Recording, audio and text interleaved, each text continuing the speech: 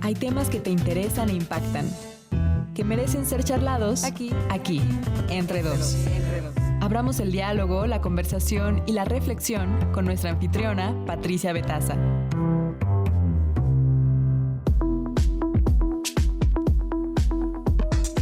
Muy buenos días, como siempre, muchísimas gracias por acompañarnos aquí Entre Dos, su programa donde conversamos sobre los temas que nos importan o que nos deberían de importar. Hoy, por cierto, es 30 de julio y bueno, se conmemora el Día Mundial contra la Trata de Personas.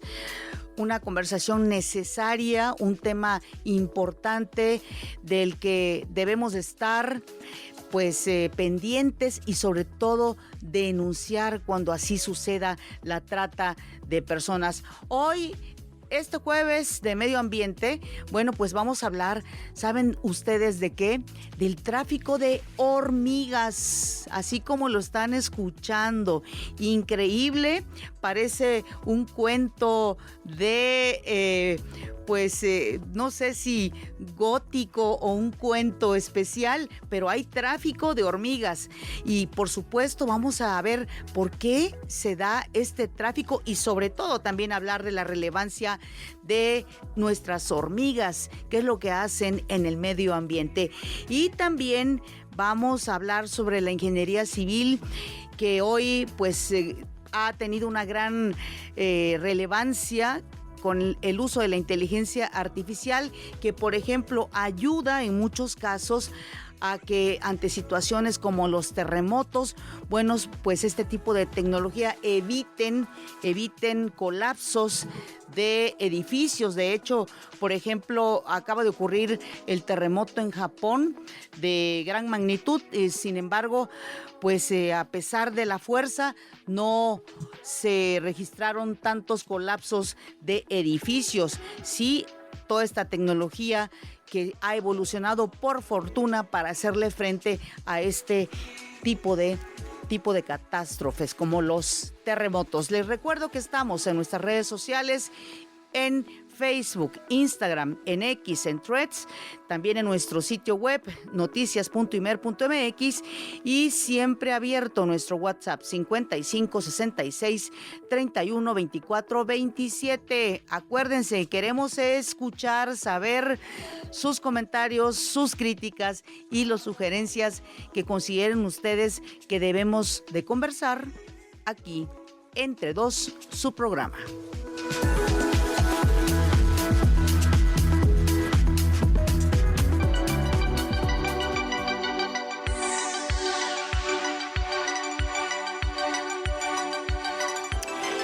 Y bueno, el pasado 9 de julio una empresa de paquetería detectó un cargamento sospechoso en Jalisco.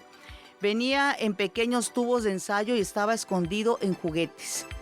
Y resulta que, para su sorpresa, no eran drogas, sino 105 hormigas, sí, hormigas que pretendían ser enviadas a Asia. Este caso puso de relieve un delito que no había tenido mucha atención mediática, pero que es tan grave como cualquier otro: el tráfico de hormigas reina. ¿Qué hay detrás de este ilícito? ¿Por qué se comete? Y sobre todo, ¿cuáles son sus consecuencias y qué países están involucrados? Los invito a que escuchen esta cápsula que preparó mi compañera Ana María Muñoz.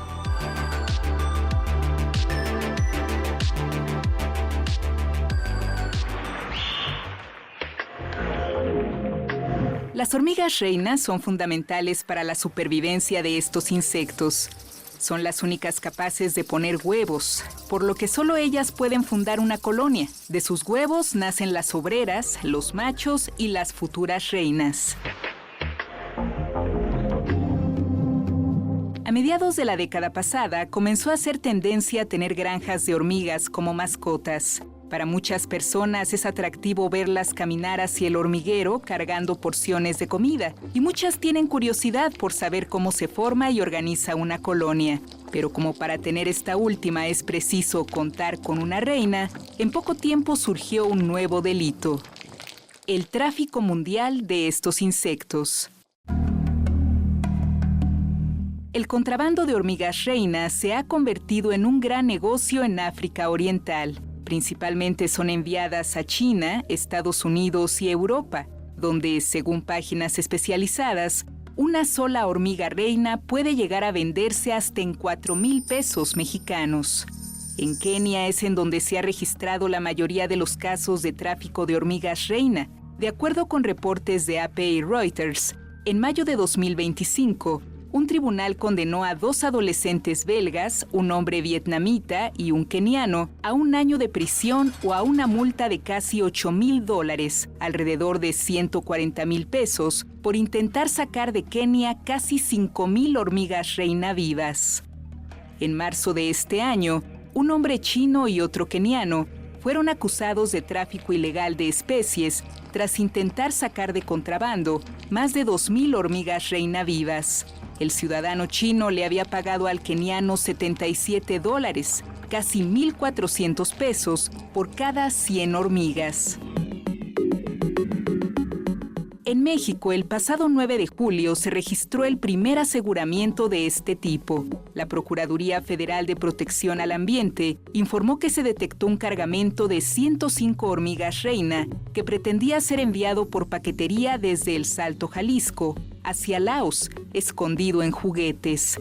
Al momento del aseguramiento, 18 hormigas reina ya habían muerto. Las 87 sobrevivientes fueron liberadas en el área natural protegida de Cerro Viejo, en Jalisco. El tráfico de hormigas reina no es inofensivo, pues si son eliminadas del ecosistema, la biodiversidad regional se ve gravemente dañada. Además, al ser introducidas ilegalmente en otros continentes, pueden escaparse y convertirse en especies invasoras de alto peligro. Como lo probó el estudio, Monitoreo del Comercio de Hormigas revela un alto riesgo de invasión biológica, publicado en el portal Science Direct en 2023. Escuchamos a Leki Shonkenana, subdirector de programas de ciencia de la conservación en el Servicio de Vida Silvestre de Kenia, entrevistado en abril por el canal NTV Kenia.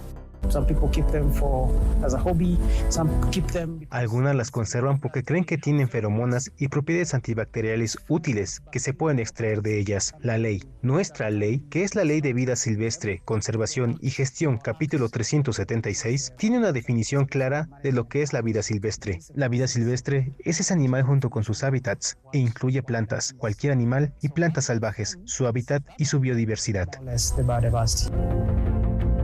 El mejor recurso para frenar el tráfico de hormigas reina es la toma de conciencia. A largo plazo, cada hormiga reina capturada afectará no solamente el ecosistema, sino también la comida, el agua y medios de subsistencia de una gran cantidad de seres humanos. Para Imer Noticias, Ana María Muñoz.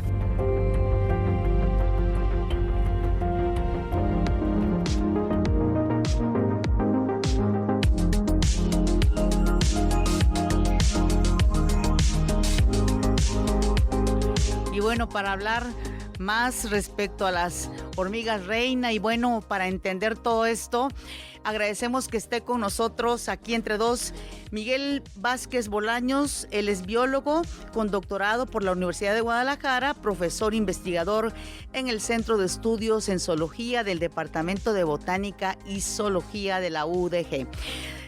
Miguel, doctor, gracias por estar aquí con nosotros en Entre Dos.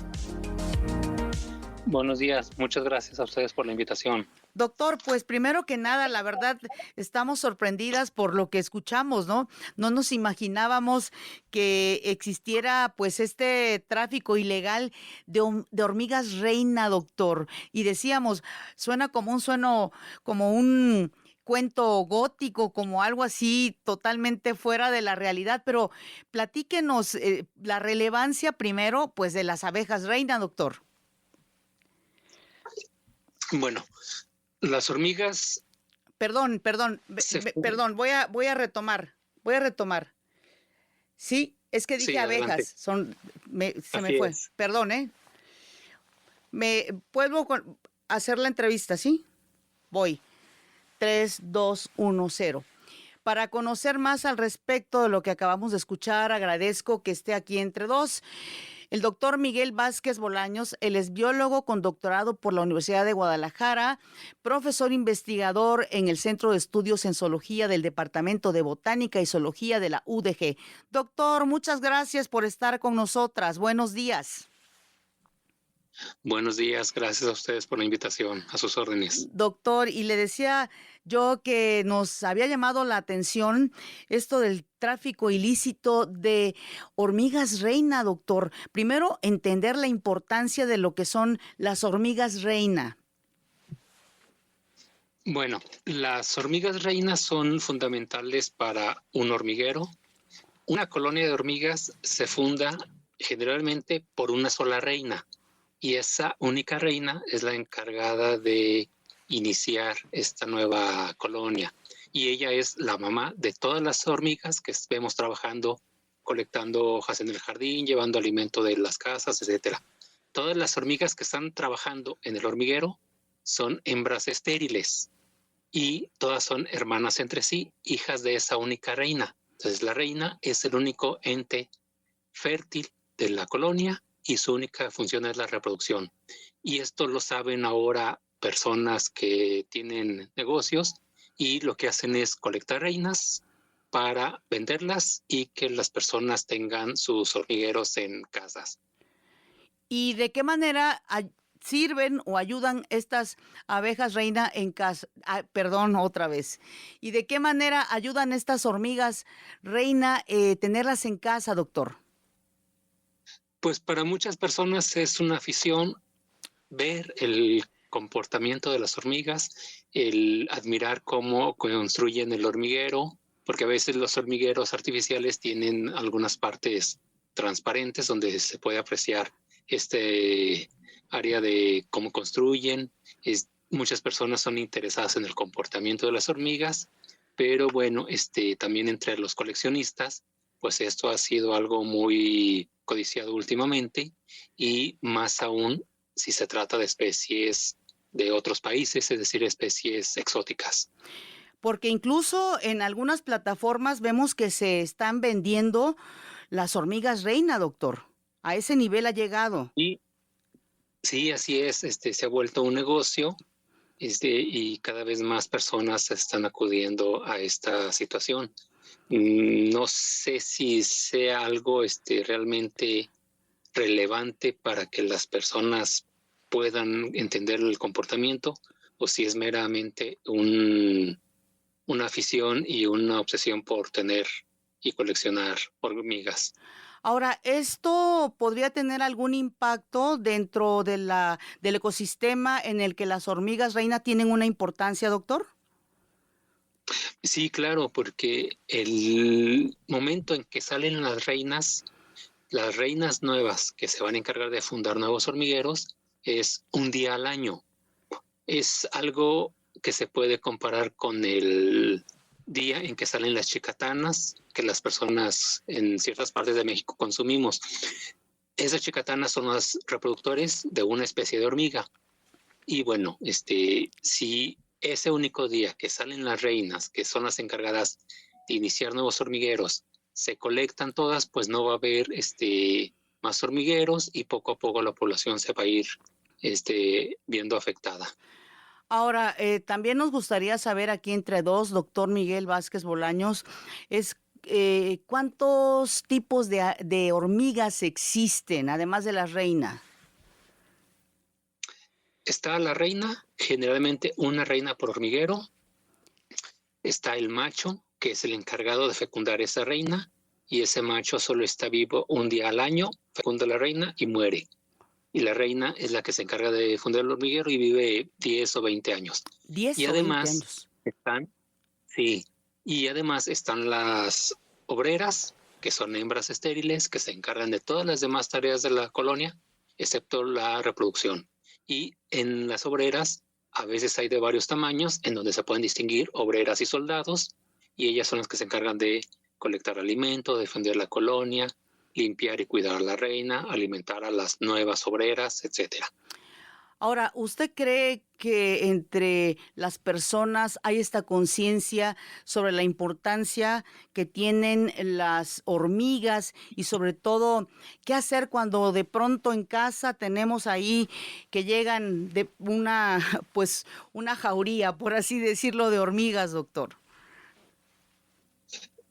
Pues muchas veces las personas solo ven la parte negativa de las hormigas, de si hacen daño a la casa, de si cortan las plantas del jardín, de si se están consumiendo los alimentos, etcétera. Pero las hormigas tienen un papel fundamental en el ecosistema y al momento en que se retiran esos organismos del ecosistema, pues se está alterando esta cadena alimenticia. Ahora, ¿qué deberían de hacer las autoridades para evitar ese tráfico ilegal de hormigas reina, doctor? ¿Cree que debería haber más acciones?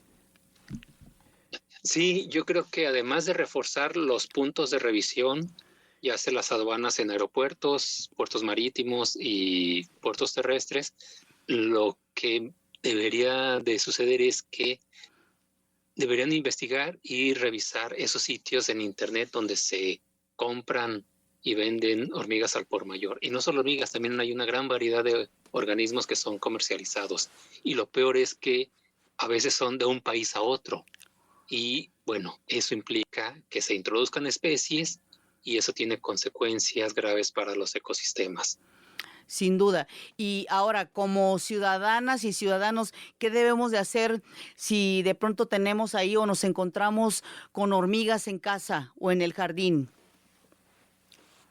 Pues lo más importante sería dejarlas que hagan su trabajo. Si es que causan alguna molestia o están dañando plantas o parte de la estructura de la casa, pues ver la manera de alejarlas primero mecánicamente, es decir, tratar de trasladar los nidos a otra área, y si el daño es muy grave y si algo mecánico no funciona, pues a veces usar sustancias químicas podría ayudar. Y hay sustancias químicas que no tienen un impacto fuerte hacia las personas o hacia las plantas en el jardín.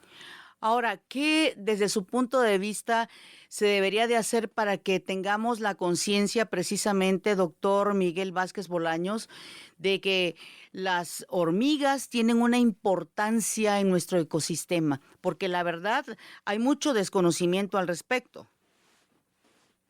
Sí, pues primero verlas como parte de ese ecosistema. Son una pieza elemental en el ecosistema como cualquier otra forma de vida, y además de entender, pues respetarlas y darles su lugar.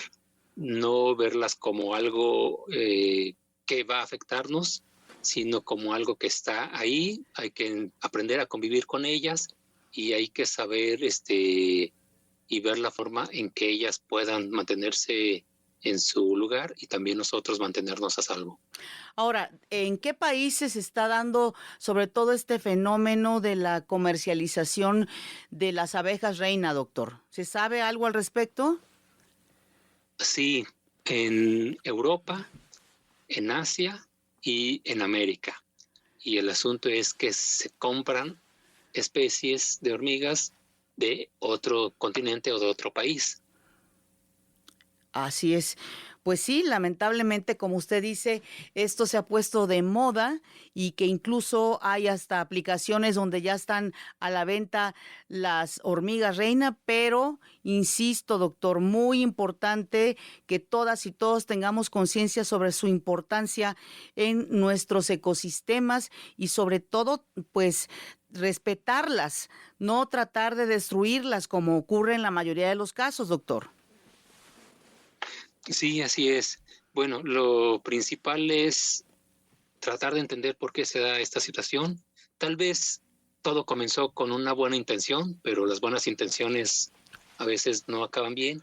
Y esa buena intención sería el ver las hormigas, repito, entender su comportamiento, disfrutar cómo es que construyen su nido. Pero una cosa es verlas en el campo, verlas en el jardín, y otra cosa es extraerlas de su hábitat natural, llevarlas hasta la casa y mantenerlas en cautiverio solo para una satisfacción personal. Entonces Claro. yo creo que sería bueno poder ver a las hormigas libres sin necesidad de mantenerlas encerradas, y menos si se trata de especies que vienen desde otra parte del mundo. Así es, doctor Miguel Vázquez. Ahora, ¿qué tan importante es crear esta conciencia desde las primeras etapas de la educación, doctor? Pues enseñarles a la niñez de que todo ser vivo merece respeto, todo ser vivo tiene su papel dentro del ecosistema, aún sea en áreas urbanas, dentro de las ciudades. Y bueno, si se les enseña eso, yo creo que va a ser más fácil que cuando crezcan no traten de tener cuanto organismo se les ocurra como mascota. Claro, y sobre todo porque hoy en día con tantas modas, producto también de las redes sociales, doctor, qué decir, pero bueno, también importante que se hable de la relevancia de este tipo de especies en los ecosistemas, porque yo particularmente digo, a lo mejor no me acuerdo bien, pero no recuerdo que algún libro que me hablara de la importancia de las hormigas para el ecosistema, ¿eh? Sí, lamentablemente a estos organismos se les etiqueta por su tamaño y parece que eso es equivalente de que no son relevantes. Y bueno, aún en casos más notorios, las leyes mexicanas, cuando hacen estudios de impacto ambiental o hacen análisis de inventarios para construcciones, para carreteras y demás, no piden que se incluyan estos organismos, piden que se incluyan plantas y animales grandes, pero no los animales pequeños como insectos. Y lo importante es que estos son numerosos, son abundantes y tienen su relevancia en el ecosistema. Sin duda. Y finalmente, ¿cuál es su hábitat natural y pues su hábitat, digamos, que se debe de cuidar también en el caso de las hormigas reina, doctor? Cualquier ambiente es donde pueden establecerse las hormigas. Unas prefieren las selvas tropicales, otras los bosques templados. Algunas otras se han especializado y adaptado a las zonas áridas. Entonces, cualquier ecosistema es importante. Debemos conservar todo el entorno, aun sean manchones de bosque pequeños y cerca de las ciudades. Cualquier hábitat que nosotros vemos alrededor de las ciudades es algo propicio para las hormigas. Así es, doctor Miguel Vázquez Bolaños, y sobre todo recuérdele, por favor, a nuestras audiencias qué es lo que hacen por su ecosistema o por el ecosistema las hormigas reina, doctor. Las hormigas pueden tener muchos papeles en el ecosistema. A las que son depredadoras controlan poblaciones de otros organismos. Algunas son dispersoras de semillas y ayudan a la propagación de las plantas. Otras se encargan de oxigenar el suelo. Otras integran nutrientes al suelo para que se desarrolle todos los demás organismos. Así es, doctor. ¿Y qué pasa si hay, por ejemplo, alguna situación complicada con respecto a las hormigas, una invasión de hormigas? ¿Ahí qué se puede hacer? Bueno, lo primero es saber de qué especie se trata. Hay más de 16,000 especies de hormigas en el mundo, entonces es importante primero saber qué especie es, para saber primero por qué está ahí y cuál sería el método más adecuado para alejarla o controlarla. Hay ya muchas empresas que se dedican a cuestiones de control biológico y uno puede acudir a estos lugares, asesorarse con alguien, un especialista, y ver de qué manera se puede controlar o erradicar estos organismos sin dañarlo y sin causarle molestias. Y en caso de que vengan de otros países, ¿se puede hablar de algún problema, doctor? Sí, una especie introducida puede causar muchos daños. El impacto es negativo porque va a ocupar un lugar y para ocupar ese lugar tiene que desplazar a los organismos nativos. Y ese desplazamiento pues no va a ser nada pacífico. Generalmente las especies introducidas se tornan agresivas ecológicamente hablando porque acaparan todos los recursos y de esta manera es que pueden ir eliminando poco a poco a las especies nativas. Bueno, doctor Miguel Vázquez Bolaños, biólogo, profesor investigador en el Centro de Estudios en Zoología del Departamento de Botánica y Zoología de la UDG. Muchísimas gracias por haber estado aquí entre dos. La verdad que nos ha sorprendido todo lo que nos ha comentado sobre la importancia de las hormigas reina y sobre todo la conciencia que se debe de tener para evitar el tráfico ilegal de estos seres que tienen una relevancia importante en los ecosistemas. Doctor, muchas gracias. Le mando un abrazo. Muchas gracias a ustedes. Hasta luego. Hasta luego.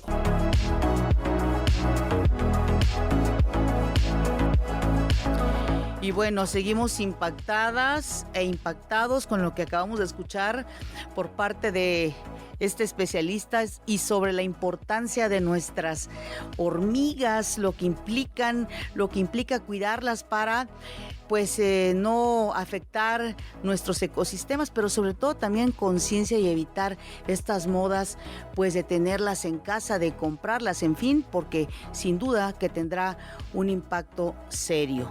Bueno, y de ese tema nos vamos ahora aquí con uno de los retos ciudadanos de la Universidad Abierta y a Distancia de México, porque pues sí, fortalecer una cultura de paz entre los ciudadanos en México es muy relevante, es muy importante. Escuchemos. Cuando escuchamos la palabra paz, muchas veces pensamos en algo enorme, como si fuera un objetivo lejano o algo que solo depende de los gobiernos o de grandes acuerdos. Pero, ¿y si la paz empezara en los pequeños momentos de todos los días? Porque la paz no solo es la ausencia de conflictos, es un reto que se vive todos los días. Por ejemplo, ¿cómo reaccionamos cuando alguien piensa diferente? ¿Cómo respondemos cuando estamos enojados? ¿Escuchamos antes de contestar o solo dejamos que el impulso decida por nosotros? También se construye en la manera en que hablamos, en el respeto con el que tratamos a los demás y en la disposición para dialogar, incluso cuando no estamos de acuerdo. A veces creemos que una sola persona no puede hacer la diferencia, pero en una conversación respetuosa, un gesto de empatía o la decisión de no responder con violencia también pueden transformar la convivencia. Entonces, vale la pena preguntarnos, ¿qué pequeño cambio podríamos hacer hoy para construir un ambiente más pacífico a nuestro alrededor?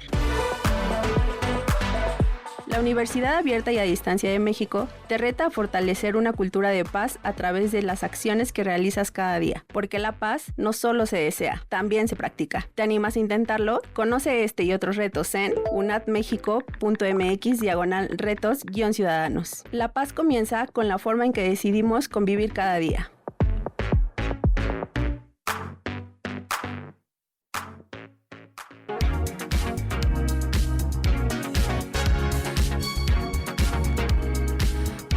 Y sin duda que la paz, sí, importante para promover la empatía, el respeto entre todas, todos y todos, y también, por supuesto, el respeto a nuestra naturaleza.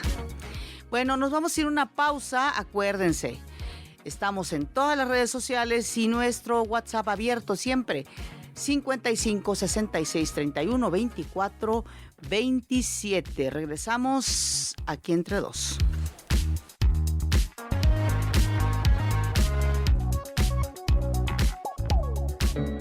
Oye, estamos conversando. Te queremos oír. Mándanos un mensaje al 5566 31 24 27 o escríbenos en nuestras redes. Búscanos en Instagram como Imer Noticias o en Threads como @Imer Noticias. Aquí, entre dos. Regresamos. Aquí, entre dos.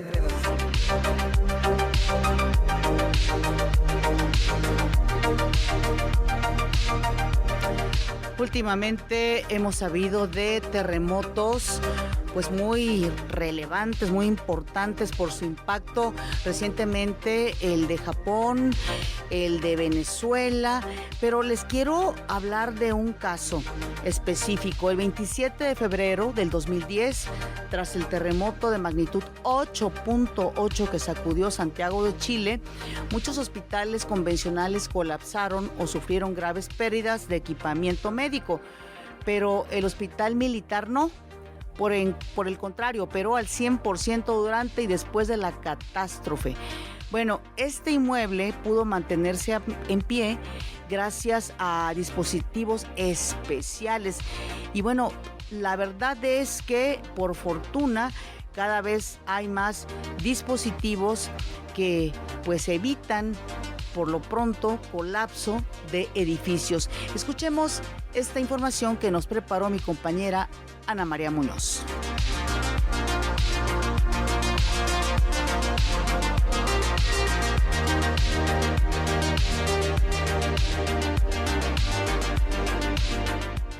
Agradecemos que esté aquí entre dos el doctor Héctor Guerrero Bobadilla, doctor en Ingeniería Civil, investigador titular de tiempo completo en la UNAM, porque como decíamos, bueno, pues cada vez escuchamos de terremotos pues de alta intensidad, pero bueno, por fortuna la tecnología también ha avanzado para evitar pues mayores catástrofes, doctor.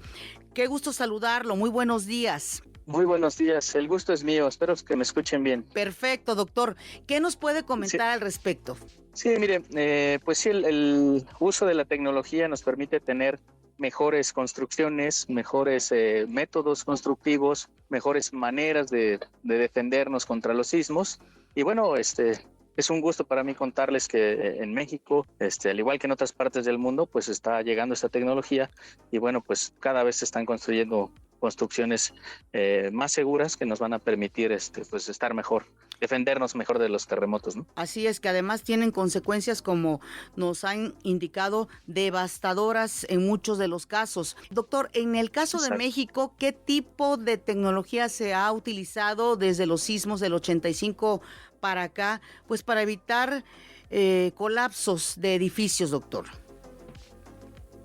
Sí, bueno, ha habido varios avances, han mejorado los reglamentos de construcción, han mejorado los materiales, tenemos mejores concretos, mejores aceros. En el caso de las tecnologías más, digamos, más enfocadas a estructuras, pues hay dos grandes grupos. El primero son los disipadores de energía, el segundo son los aisladores sísmicos, que es como se comenta por ahí, montar las estructuras sobre patines. Entonces, pues sí, ha habido avances. Actualmente mis trabajos de investigación se enfocan más en estas tecnologías de disipación de la energía o del aislamiento sísmico. Han venido creciendo más, cada vez más, yendo por buen camino, ¿no? Pues es, digamos que algo muy positivo para todos, ¿no? Sí, sin duda, algo muy positivo el que haya habido estos avances en la tecnología, porque se evitan que estos terremotos provoquen tragedias pues muy lamentables, doctor. Ha habido casos muy dramáticos y pues sí, es muy triste cuando pasan estos problemas.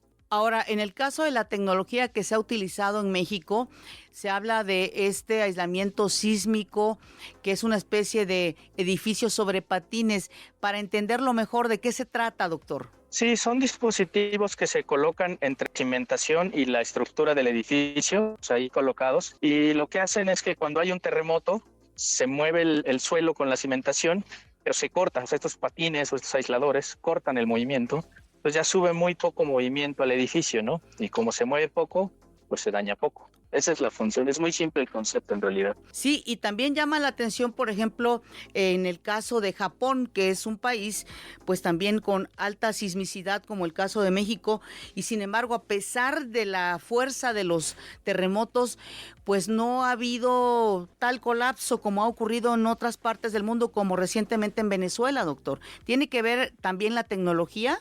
Por supuesto, sí, por supuesto. Japón pues es bien conocido que por muchos años han invertido mucho en desarrollo tecnológico y eso pues les ha dado muy buenos resultados, ¿no? En otros países pues no se ha invertido tanto, no se le ha puesto tanta atención a eso y pues las consecuencias son evidentes. Entonces pues hay que empujar en esa dirección. Japón es nuestro ejemplo a seguir. En otros países estamos trabajando en esa misma dirección y pues tenemos que seguir empujando, ¿no? Para que en el futuro los daños por sismos sean solo cosa del pasado, ¿no? Así es. En el caso de México, ¿se ha trabajado mucho al respecto, doctor? Digamos que sí, ahí tiene mucha tradición en las cuestiones sísmicas. Ha habido grandes propuestas emanadas desde México, no tanto en el desarrollo de dispositivos o tecnologías de protección, como normalmente se le conocen. En los últimos años, después del 2017, digamos que hubo los sismos que todos recordamos, pues sí ha habido un incremento importante, ¿no?, en el desarrollo de estas tecnologías. Para darnos una idea, la cantidad de proyectos que ahora se equipan con esta tecnología debe ser alrededor de 6 veces que había antes, ¿no? Sí ha habido un incremento importante. Pasamos de una decena, digamos, de proyectos equipados a una centena, ¿no? Sí ha habido incrementos importantes en el uso de la tecnología y en el desarrollo también.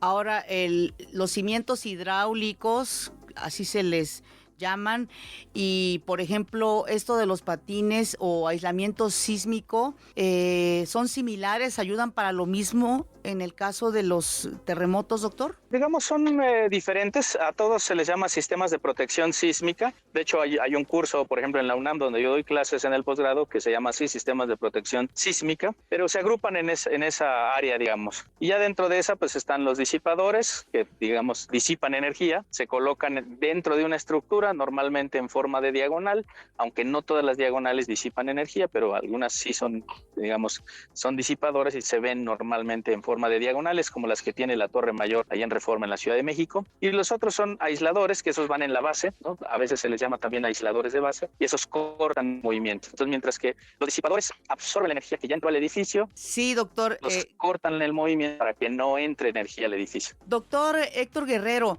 en este momento la inteligencia artificial podría apoyar precisamente en la creación de estos dispositivos para evitar catástrofes provocadas por los terremotos.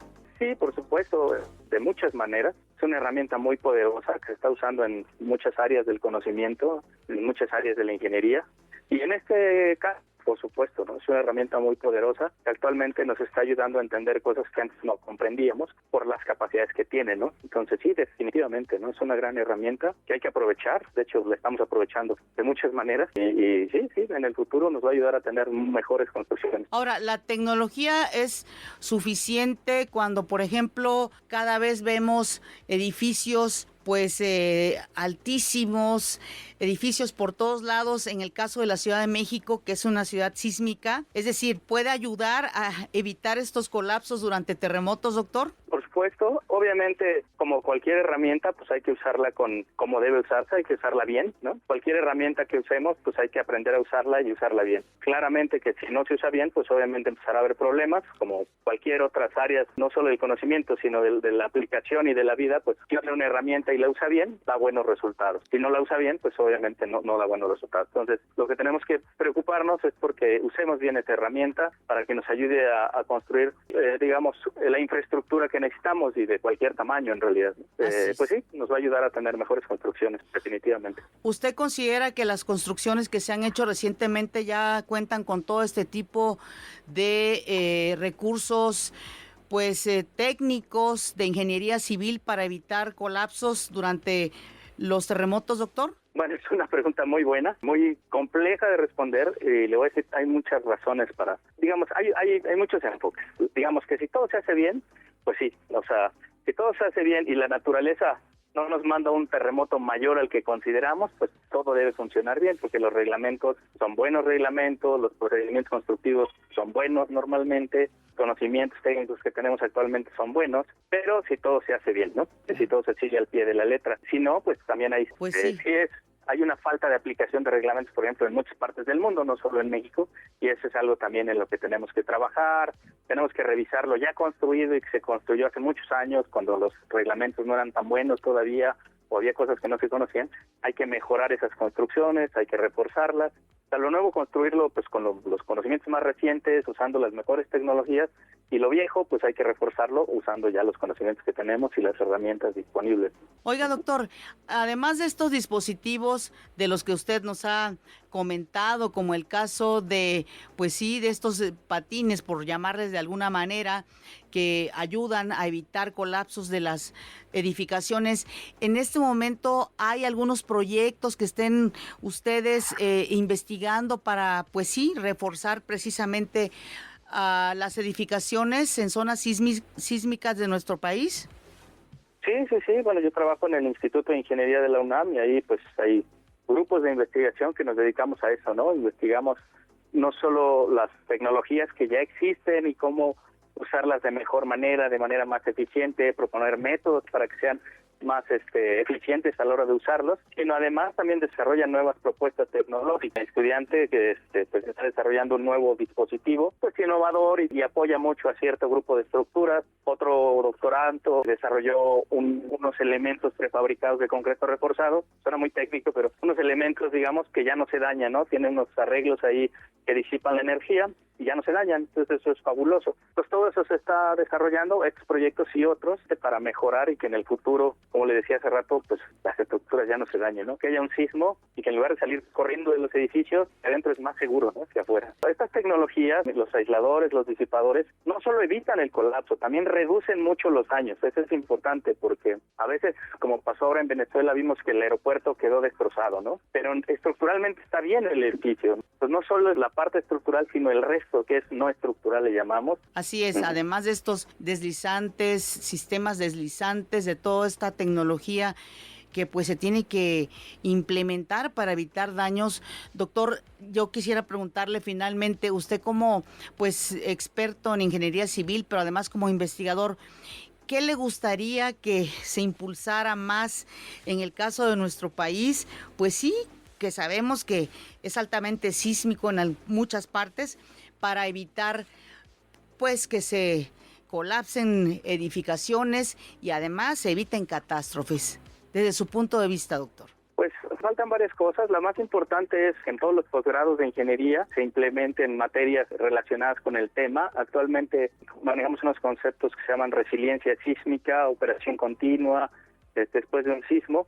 Eso pues hay que impulsarlo más en los posgrados, son pocos posgrados los que lo están llevando a cabo. Sí se requiere un nivel de maestría para manejar esos conceptos, pero bueno, que todos los posgrados lo empiecen a implementar. Ese es, digamos, un lado en el que hay que trabajar todos. En el otro, pues apoyar a la aplicación de la normativa, ¿no? Apoyar a que se aplique la normativa correctamente para que se diseñen las construcciones usando los reglamentos más modernos, ¿no? Otra, programas como el suyo, ¿no? Que nos ayuden a difundir que hay nuevas alternativas, que nuevas tecnologías que muchas veces no se conocen, que la gente no las conoce, y la labor que ustedes hacen de difusión es muy importante para que la gente ahora cuando vaya a comprar un departamento en un edificio, pues que lo vea bonito, pero que también pregunte, oigan, ¿y tiene alguna tecnología? ¿Tiene estos patines? ¿Tiene disipación? ¿Qué tiene, no? Y que tomen la decisión de comprarlo porque sea más seguro. Claro. Dejarnos llevar porque es bonito, porque tiene buenos acabados o porque está en una buena zona. Claro que es importante, pero lo primero yo creo que es la seguridad, ¿no? Y si la gente empieza a exigir eso, y con la difusión y la divulgación que ustedes nos ayudan. Pues sí, y que las propias empresas también estén abiertas, las empresas constructoras, precisamente a dar esa información relevante para las y los ciudadanos. Doctor Héctor Guerrero Bobadilla, muchísimas gracias por haber estado aquí entre dos. Gracias a ustedes, un saludo a todos, a toda la audiencia y quedo a sus órdenes. Gracias. Pues sí, interesante la conversación con el doctor Héctor Guerrero Bobadilla, doctor en Ingeniería Civil, investigador titular de tiempo completo de la UNAM.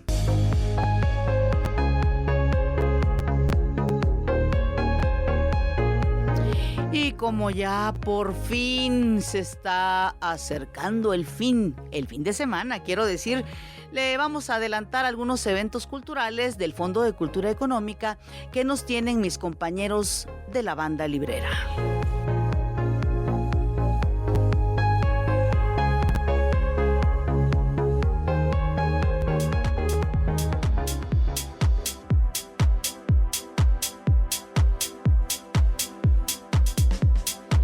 Y es todo, gracias como siempre por habernos acompañado aquí entre dos. Gracias, por supuesto, siempre a mis compañeras y compañeros, Gema Hernández, Gabriela Polinar, Ana María Muñoz, Verónica Basurto, Cristina García, Alberto Morelos, pero sobre todas las cosas, gracias a ustedes, a todas, todos y todas, por habernos escuchado en su programa aquí entre dos. Pásenla bien.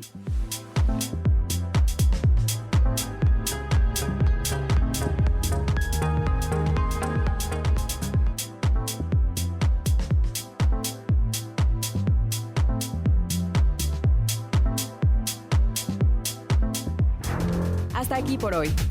Escúchalo mañana, misma hora, misma estación. aquí, entre dos. Las opiniones aquí expresadas son responsabilidad de sus autores y no representan la posición editorial de Imer Noticias. El Sistema Nacional de Noticiarios presentó.